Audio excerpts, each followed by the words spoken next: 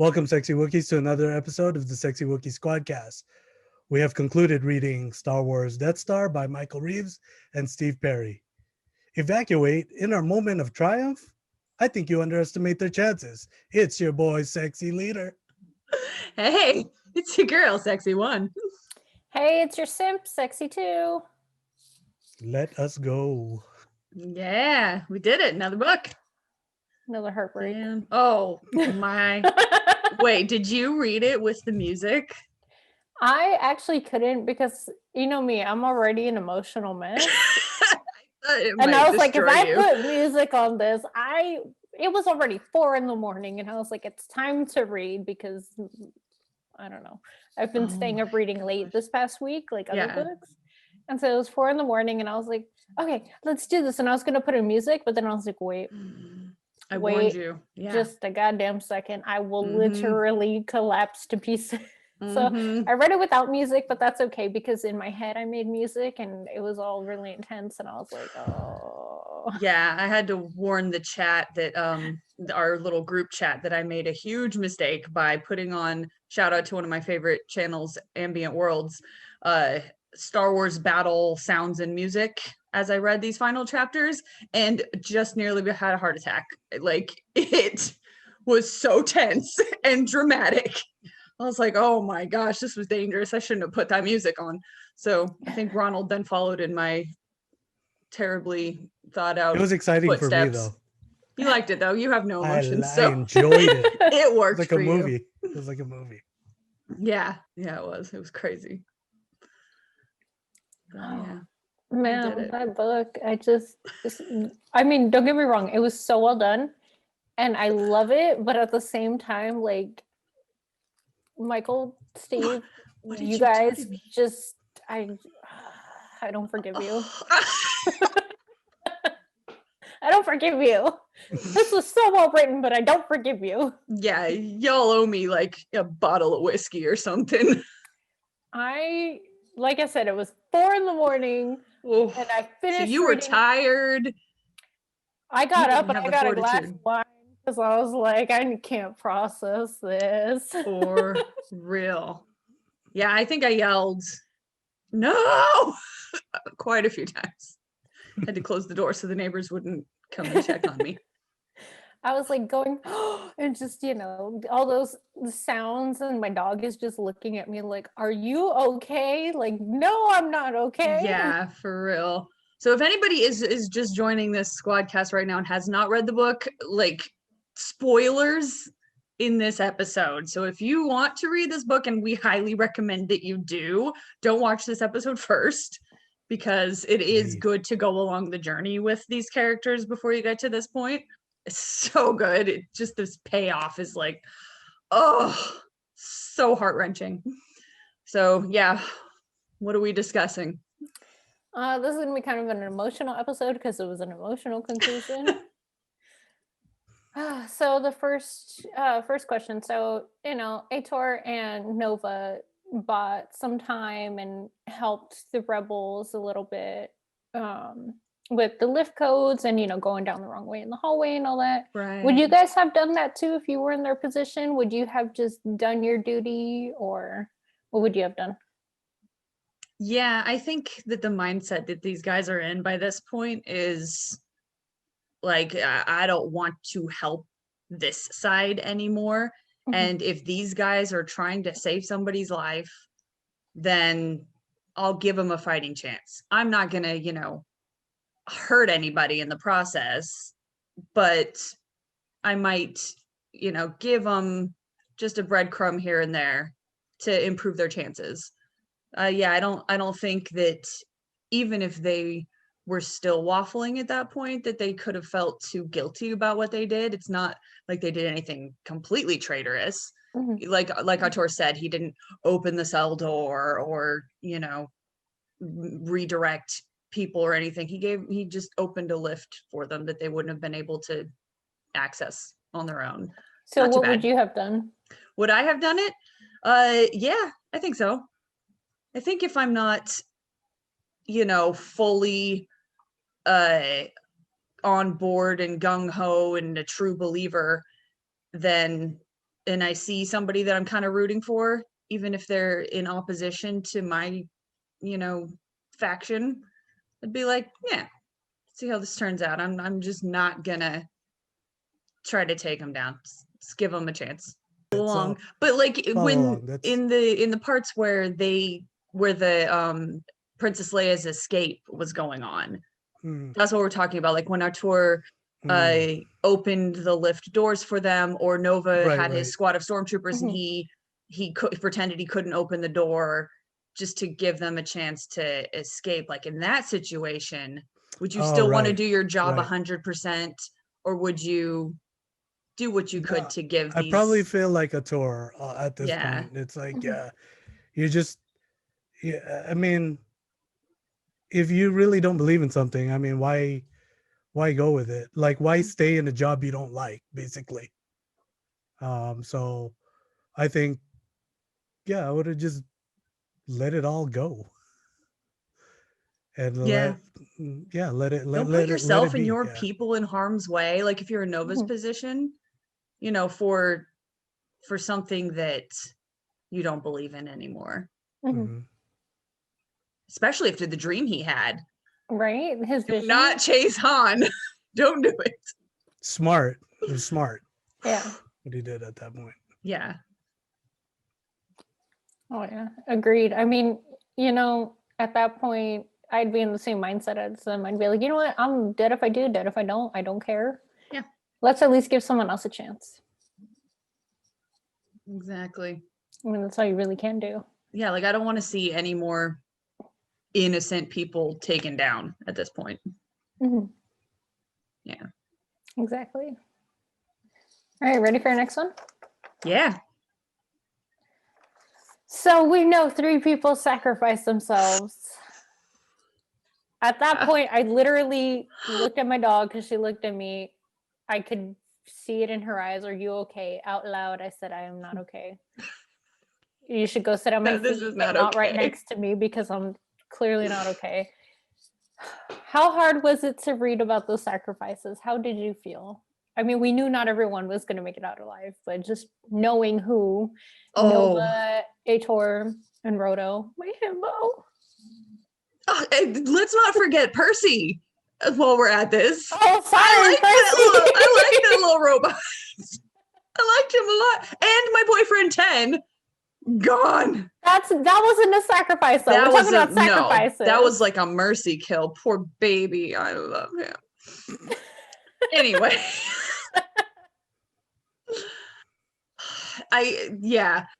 Definitely, like I think Percy was the first to go down, and I screamed no. I was like, they got him. No. And then when he's like he's being let out, and he's still playing along, and I'm like, love me the robots, good robots. And then Artur, I was like, it was good. I was like, yeah, he stepped up, did the noble thing, and it was exactly what he wanted. He said, I'm old, I lived my life, and I just want to spend my last couple of days doing something that'll make a difference, and saving this group of friends was so noble. And it's just like, if only he knew how to reroute it to his comm link. But then it was just so tense because like he got the call from the other department and knew that if they called back, he couldn't answer the same, but at the same time he was still expecting the call from flight control. And I was like, oh my gosh, like so tense. And then of course I got the stupid music going in the background, so it was crazy. So yeah, with him I was like, yes, Artur. But then we get to Roto and Nova, which I'm almost glad that they kind of sort of emotionally prepare you for it by having him dream about it earlier in the book, as a little bit of foreshadowing, so that in the back of your mind you always knew it could happen. But then they fake you out because he gets to a different dream and it doesn't happen the way he dreamt it. And so you're like, maybe they'll make it. Maybe this one's not exactly how he dreamt it too. But I was like, you know what? It's fitting for these characters to go down fighting, to go out in an epic brawl that is saving the lives of their friends. Like, you want to go down like that. Like, you don't want it to be an accident or a misunderstanding or, you know, anything stupid. Like, yes, Blaze of Glory, all of y'all love it. So yeah, hated it, but I felt it did justice to these characters. I'm gonna go back to my first answer. I'd still do whatever Memo was doing because it was the least effort of this escape. Okay, but we're talking about sacrifice, but right yeah, now. no, I'll get to the three guys. Isn't whether you would sacrifice yourself. That's probably another question. But she didn't have to sacrifice herself. Like, even that, the least amount of effort. Ride. She had the easiest ride. I'm telling you. Well, she did. It was nice. That's why I was like, out of all this time, I was like, I think I liked your character the most now. No, but so hold your thoughts on Mema for later. All right, well, I will. There's more to say later. What did you think about the ones who did sacrifice? Who worked for this? Let's start with Percy. It's Percy was already willing, but when the guards had like come in and asked about it, I was just like, oh man, like now, like what do you think? But when I think he would have the Johnny 5 short circuit kind of death. Yeah. But you can always rebuild droids, depending on how bad the blast was. And so on that Death Star, there's no. I mean, well, this is Star Wars. They probably all survived. It's probably you're not going back for that. Yeah, and I don't think the memory is backed up. So you know, shout outs to a droid for sticking by the person he was like it was gonna work with. You know, it stayed loyal. Yeah, which is rare. Well, I mean on the rebel side, rebel side, we always see that, and they even become friends, companion. I guess. Yeah. This was in this case that. But let's go with the three guys. I don't know. I don't have too much to say. I'll start with the tour. Well, yeah, to do the noble thing, before anything, right? I would have looked back at the people that were on the ship already and just be like, take all the artifacts that I already put in this, like, you know, whatever he packed it in. Yeah, you should have told them about his notes. And then like tell one of them, be like, write about this and write about me, because what he was saying is like, you want to write about the Death Star, like, you know, if it were to explode, like if this was the downfall of the Death Star, somebody needs to write about this. Well, you could have told Mema because she had nothing to do. Stop bringing up Mema. You can bring her up later. Okay. I promise. Okay, I will. But let's move forward to Nova and Roto. For Nova, it's like such the light side thing of the Force to do, like just to kind of like, here we go again. We have a sacrifice. Oh my gosh, I didn't even think about that. It's the same thing. Sacrifice. It's something about the light Jedi side. In the end. It's something about the light side and having the Force and having the sacrifice. But I get it. Like that's already a lesson that I've known, and I was like, just at this point, I was just like, even if it's a different perspective, I was like, I get it. It's like life was telling me, you're reading it everywhere now. Like light side, sacrifice yourself. No, but you know, shout outs to that. But I want to talk about the relationship between him and Roto and like the fighting, because you know when they said, "Are we gonna go?" He asked them like it has to be them, you know. Yeah. This is like the dynamic duo that was, you know, that could only. I mean, everybody else doesn't have that training, and they have the best bet on the training. I don't want to do this, but I am. We read in the book Resistance Reborn about a character who is big, right? And then kind of like sacrifice themselves on a mission kind of thing. And that's right. Yeah. It reminded me so much of that scene with how with Yeah, Roto. he goes down shooting. Yeah. With Roto's character, basically. So then I kind of said, I was just like, oh, it's happening in this scene. But what I like, let's look at the dislikes. I didn't like Roto the way he died because it was Shot in the so back. clear where I was just like, oh man, it already stated these two are not gonna live, judging by their opponents. It was like a 15-2 kind of thing, odds.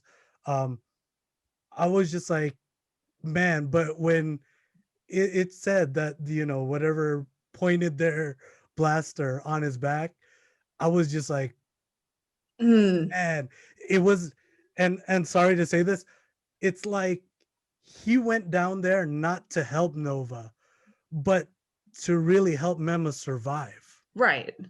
And that's what got me. I was just like, man, it's like, if you were to think, it's like, what was he thinking through then? Like, did he look back at her? But did he know, he did it willingly. And I think out of all the three deaths, like his one meant the most, because it was for somebody.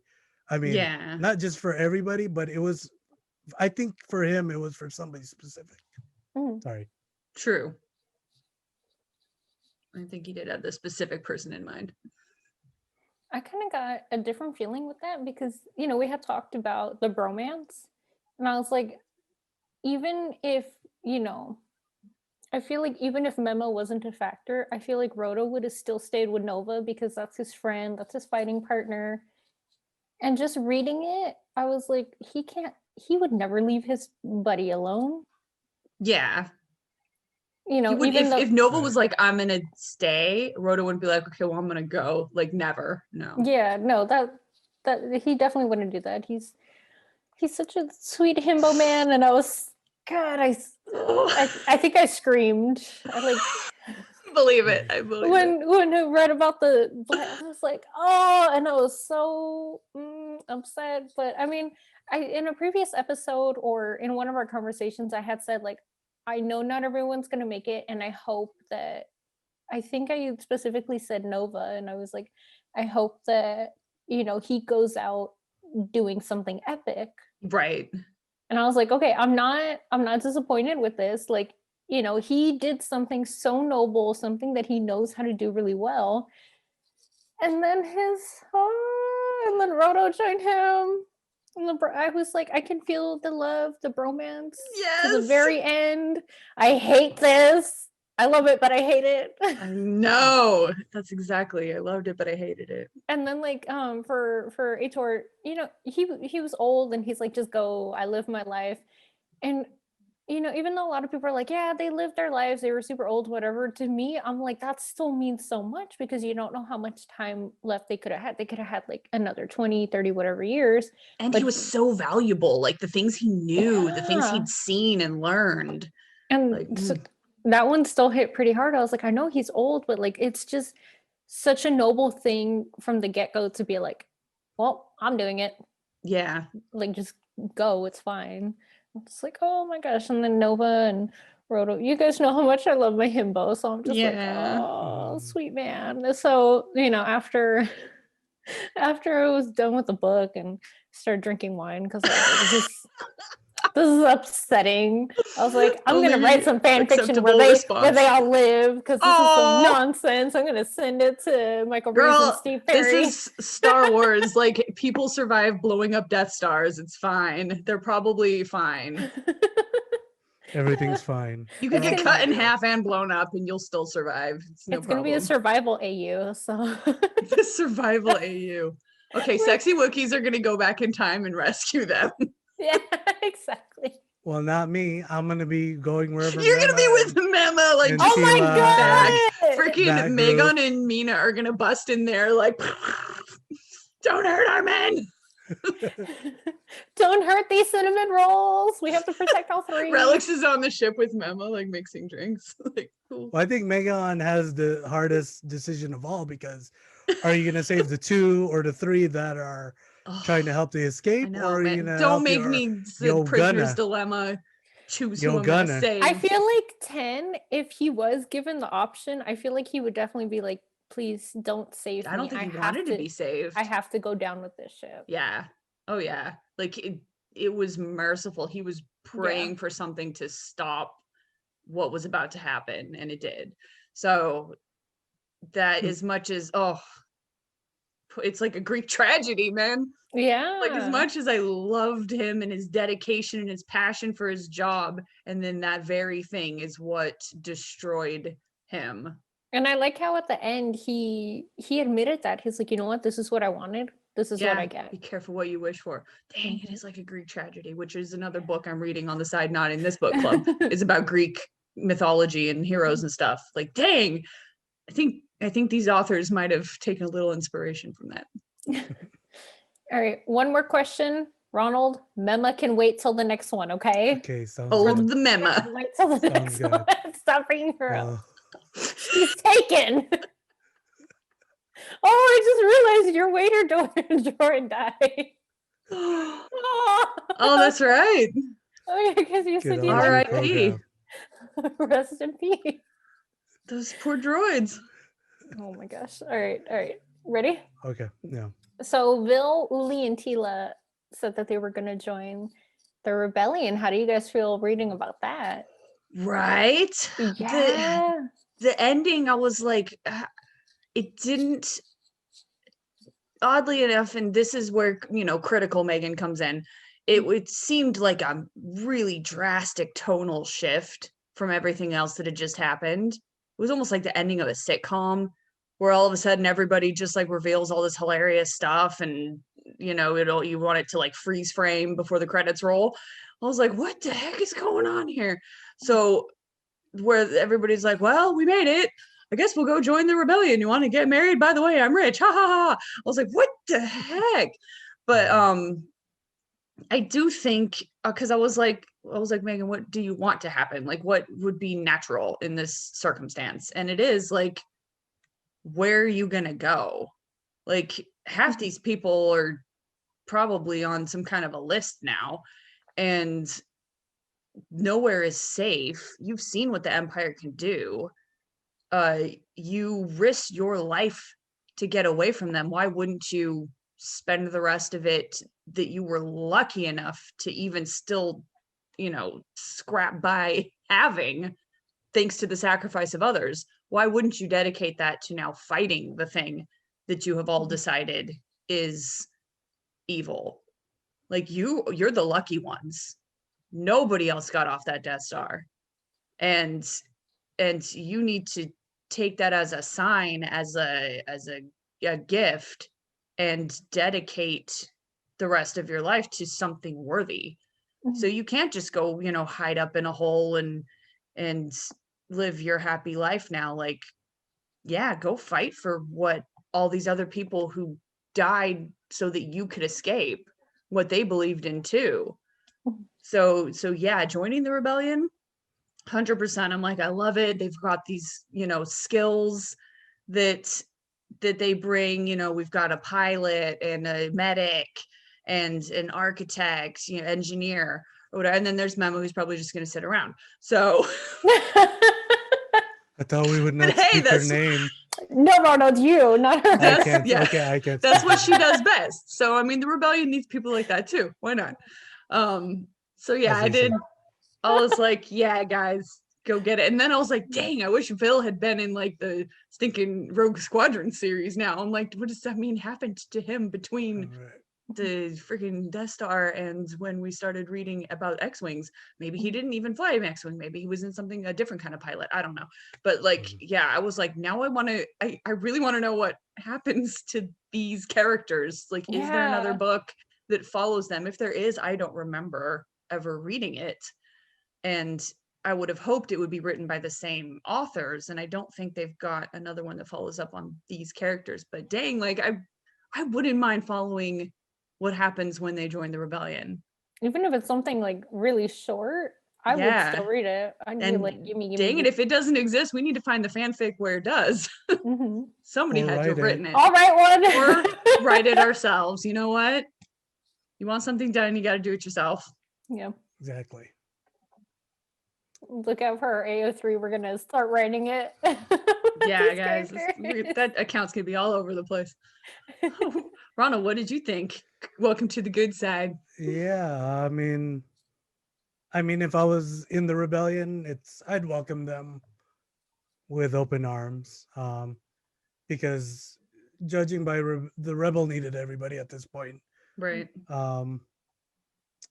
But let's just say this first. I think what way to piss off Darth Vader even more by joining the rebellion, Lieutenant Dance. So yeah, if you ousted him in in piloting. I just thought of that. Like 3 of these characters have like personally challenged Darth Vader to his face. It was amazing because, like, I mean, the perspective from Luke, and Luke being a Jedi, Jedi piloting, as I call it. Oh, okay. But for Vil to have done it himself, he did it before Luke did it, is what I said when I was reading it. Yeah, right before Luke. But yeah, I mean, my answer is the same as yours. You like, it's something you don't believe in anymore, and now you cannot hide, and why live your life on the run, and then, or you can just join the rebellion, stand with them, and then try to put an end to all of this, was my kind of thing. And with everybody else, they do have their like, you have an architect, you have a pilot, and you have a medic who's known a lot of medical things about the galaxy ever since the Clone Wars. Leia reunion. You need them all. So yeah, definitely. Like, I think I think they have every right to join. Like, yeah, dude. Why well, not? And if you think about it, these are like probably one of the only few surviving witnesses of Alderaan. Yeah. That the only other people in the area at that time that weren't blown up with it, were on the Death Star. Right, or correct. So, dang. So, like, these are people who can firsthand speak to the horrors of the Empire. Yeah. Yeah, it seems like a book unfinished. And should be. I need a sequel. Yes. It made me so happy reading that they wanted to join, because Vil's like, well, I'm a fighter pilot. I have skill. Let's go. And then Tila's like, well, I have stuff to do too. And then, the whole time we had been reading about Uli, he's like, I just want a private practice. I'm so done with all this. And the fact that he's like, yeah, sure, I can go. I should do this. I was like, yes, my boyfriend. He's so nice. He's so good. But it just made me so happy that, they were like, let's go do this. Let's fight against what we personally saw was evil. I was slightly disappointed that Ritua and Mema weren't going to join, but at the same time, I was like, you know what? Mema needs a break, and I'm glad that Ritua learned not to be a spoiled little brat and to actually go do what's right. So I was a little disappointed. They seemed on the fence. I mean, it didn't sound like, well, from the way I interpreted it was that they weren't going to join, but at the same time, like, I'm not too upset about that, because I'm like, you know what? Not everyone can be in war, as long as they, aren't doing bad things. And didn't Mema say something like even they need to eat, or that even like a rebel needs a drink or something? But then he said that he'll take care of her because he has. Okay, yeah. So I mean, I guess it's not too bad. It's not for everyone, but I'm glad that they could all get something. Some kind of, that they could do something with their second chance at life. Exactly. It did make them reevaluate priorities and stuff. That was really nice to read, even though, like you said, it was kind of like a sitcom thing, but at the same time, I get it, because you just went through something traumatic, and for a lot of people, myself included, if I go through something like really emotionally hard or traumatic, I use humor. Mm-hmm. It is terrible coping mechanism, but I use humor, Dark humor. Nothing's funnier than trauma. Right? It is. That's what I told my therapist. So that was the perfect ending for you. Yeah, I made a joke to her one time. She's just like, oh, that's so funny. I'm like, thanks, it's the trauma. So that's exactly what I pictured with them. Yeah, that's humor.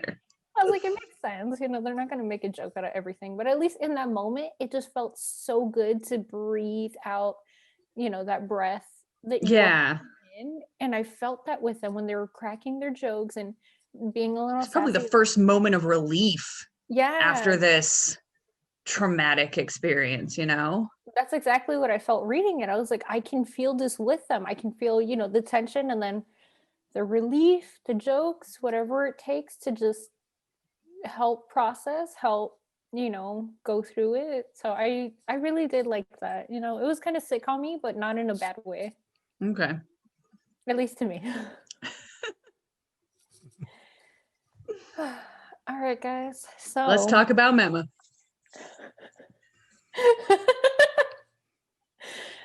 So we were introduced to a whole cast of characters, different backgrounds, backstories, and all the fun stuff. Who was your favorite story? Oh, and why? Ooh, that's tough. Like, I got something from almost all of them.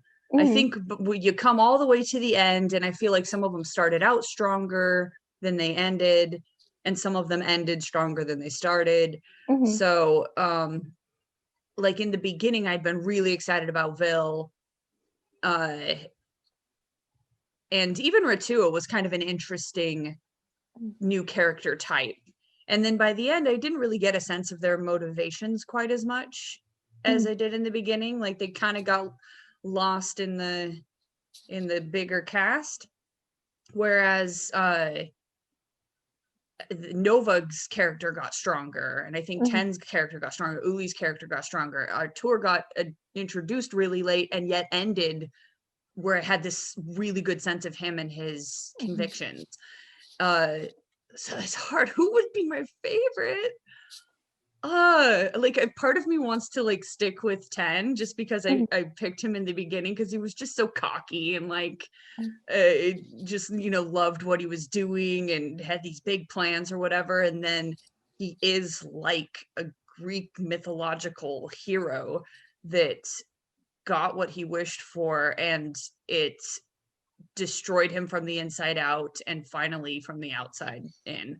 And it's I don't know, it's just really, it moves you, and it's intriguing that it can do that. And the fact that that's a character that you kind of briefly see in the film and will never see the same way again when you watch this movie now.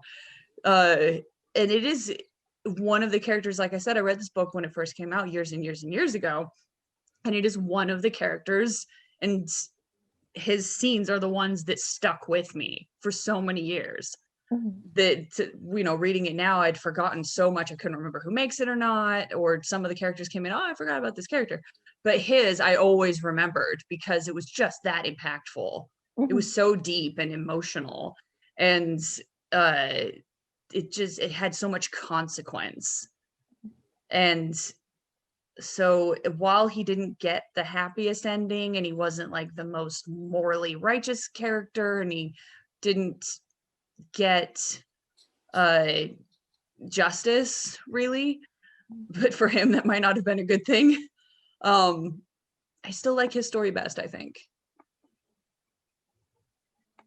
I like that. I really like that. Yeah. Man, there's so much to choose here because it's like there's a lot of characters. Pretend you're not gonna take okay. So I'm gonna say what happened to Dala first of all, and how they were trying to escape with that, try to go with that escape route. Oh, he knew that, which made me laugh. And I thought that was the greatest Star Wars humor out of this whole book, was using Dala as an excuse to get off this battle station. Totally worked. For me, it's a surprise because I remember first saying in the first episode of this book, I don't like the scenes of the cantina. And it's weird that how it shifted for me, how that it's really the relationship between Mema and Roto. Because now knowing that they didn't, end up happily together, I always wondered what was their relationship. Was it a brother sister relationship? Like what was it to Roto to always protect Mema? And that's why I said in the answer of the second or third question about his Roto sacrifice is that if it were me as Roto looking back to Mema, I'm already looking back at her as, well, she's gonna be okay because somebody will take care of her, or vice versa. And that's why I can sacrifice myself for everybody else.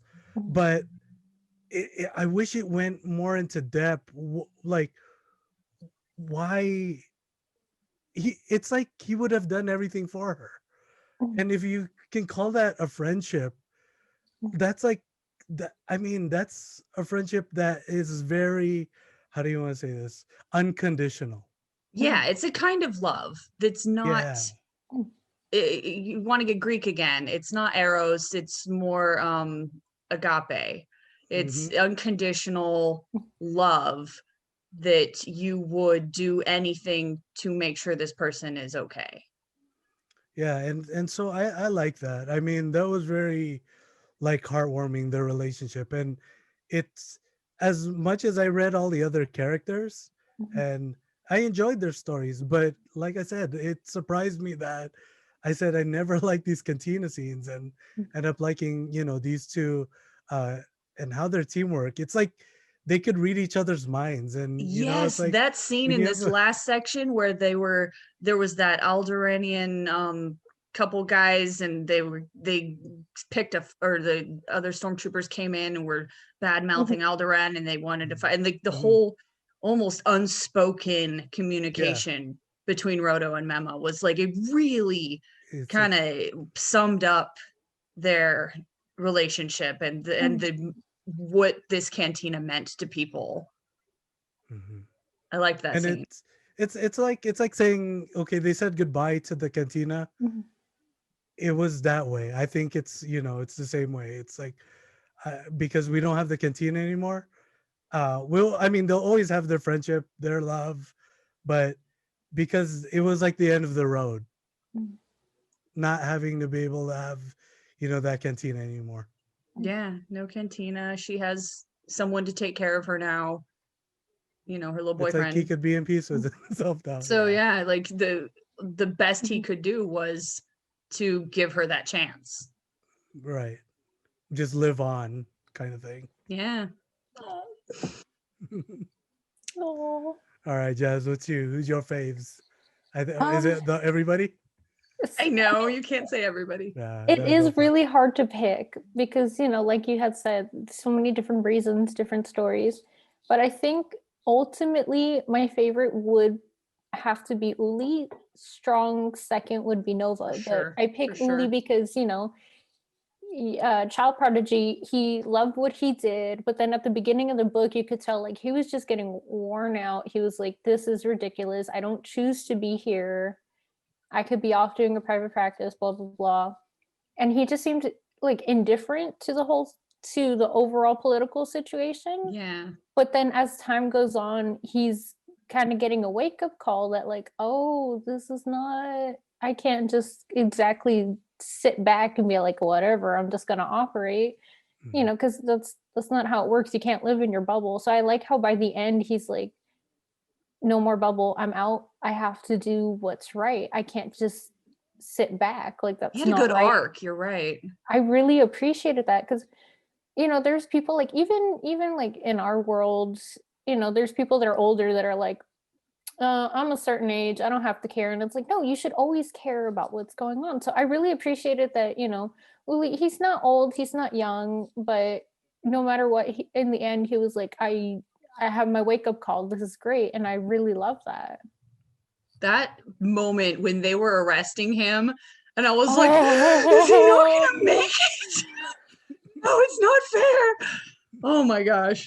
I think I started crying. That was the first time I started crying because I was like, everything.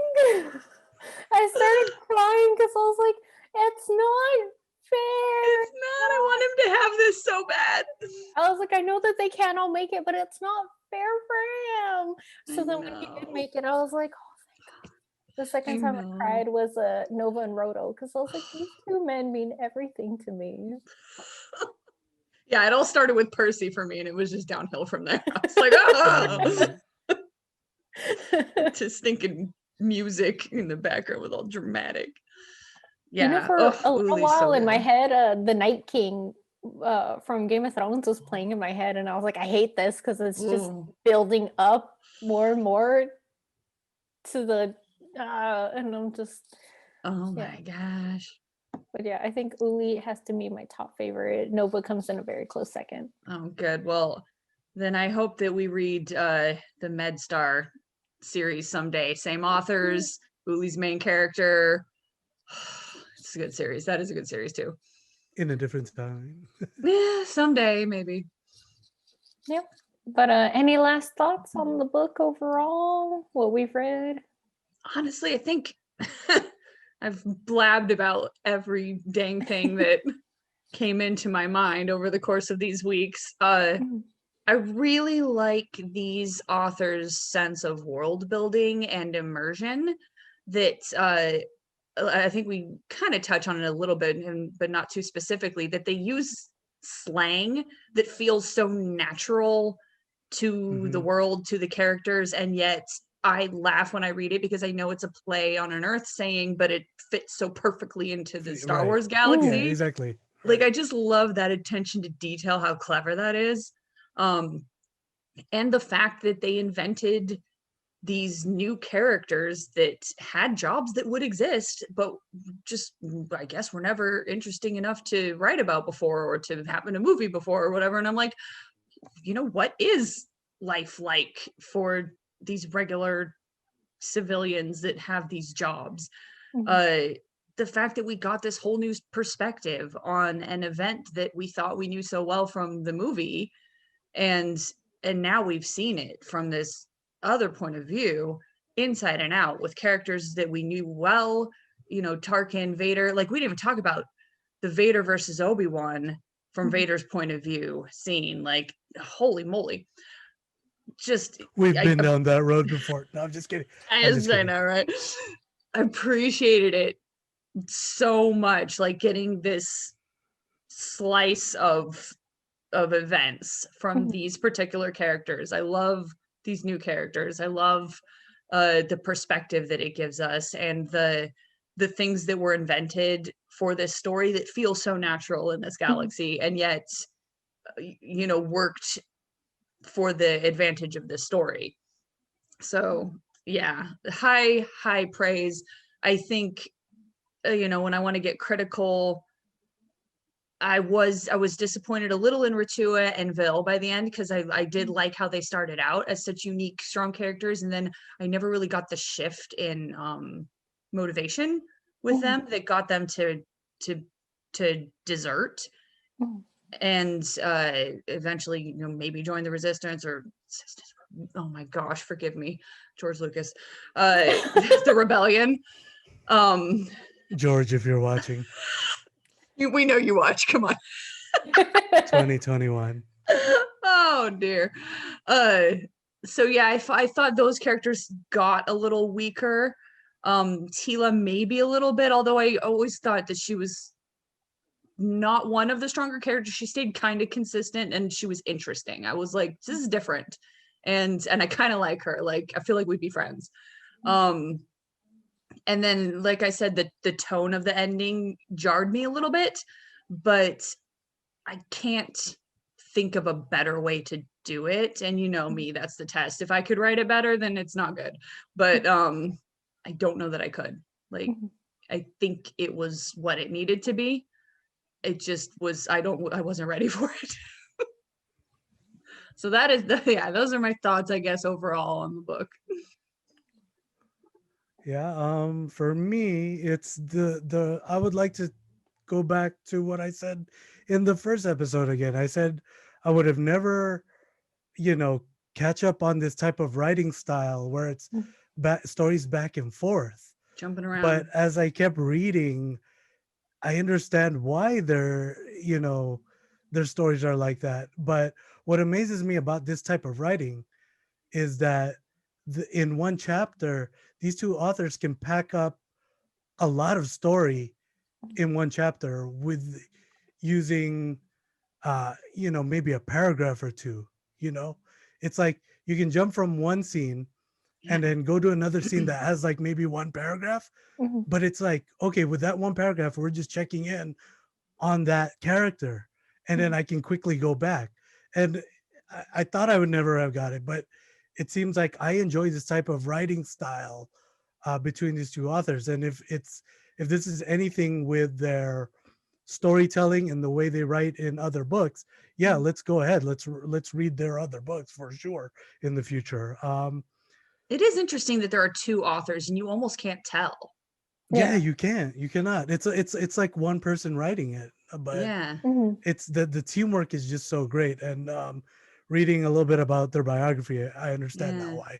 And I like what you said. There's like no wasted sections. There's no part where I'm like, well, what was the point of that? Like everything gives you a little bit of insight into either a person or something that's coming up or just the mood of what's going on. It was almost cinematic the way it would switch scenes basically between these sections. Yeah, and very interesting. So it's and how we know the characters that we know. So I'll just talk about more about Vader. And I know we don't talk about these characters because we feel like we've known them too much. But you're right, we didn't know a lot. I mean, till just recently, I think last year, there's a person who made like a fan film like post about an Instagram post about or a YouTube vid about the fight between Obi-Wan and Vader, and there's some extra scenes on that. And when I read this, I said, oh, there you go, that's the action scenes that would have been. And did that person had read this book or not? I was like, oh, if I had read this before watching watching the actual movie, then I could see more of what went on, and not just they had it down to where Obi-Wan still had moves in his age, I believe right it. So I was just like, oh man, this would have been that little fan film that somebody had made. But that's what makes these two authors really great. Now, just to go back a little bit on Vader, oh man, I had it and then now I lost it. I gotta say, like, while you're thinking of it, that moment when he, just the way it's describing his sense of victory when he finally cuts down Obi-Wan and he thinks, I've done it, like finally after all these years, and then it disappears, and then like that sentence, the end of that section of Darth Vader was afraid, I got goosebumps. I was like, oh my god, that was like, really good. Whoa, dude, like he did not see that coming. He didn't know what to make of it. You could tell it kept bothering him scenes and scenes later. And I don't know, it's just like an aspect of that event that just never occurs to you when you're watching it. He kind of looks mildly curious at what the heck these robes doing on the ground. And to think about it, he's still, what's funny is that I would say he's still in his early Sith Lord days. Feels like it. And correct, like things of that where he felt scared. A lot of things were when he was already out into space, is that the Vader I knew in the movie was sure of himself, but the Vader who I knew in this book was taking on too much at one time. Like he was trying to be, he was trying to please, his emperor. He was trying to overlook. I mean, I guess he knew what Tarkin was doing and was doing his job, but he was trying to do too much. And what really got to me was the point when these characters were making an escape, and he yelled, what did he yell? He yelled a word. It's like deserters. Like deserters. It pissed him off. Right. And he's then, like, in the middle of all this, these jerks are gonna fucking try to leave. And he made that connection about, oh, I remember people that I was, scouting when I first visited this Yeah, he battle remembered station. Tila's mind. You remember the mind. And I remembered, I was like, this is a point where I saw Vader in this book as like, is the point where Yoda says to Dooku in episode 2, like, much to learn you still have. And really, he still does have a lot to learn. So it I don't think humanizes him a lot. it makes me think, like, really, like, Vader wasn't a Sith Lord for so long, which a lot of people, or I mean, for me, it was like, I would think like Vader would have been a Sith Lord for how many years, and it just seems like the timeline is very short now by reading it this way. Or maybe he just never was 100%. He always had a little bit of conflict, a little bit of doubt, a little bit of just self-doubt, even. I like to think all of it the that time. Way. I like how you put it that way. I like to think of it that way. That he was not always, the killing machine we saw at the beginning of this book, but towards the end of the book, it really shows that those are the flaws of what we see in episode 6. So it's like, man, if these authors, man, they're really that good to be able to connect that, to show his flaws in a way.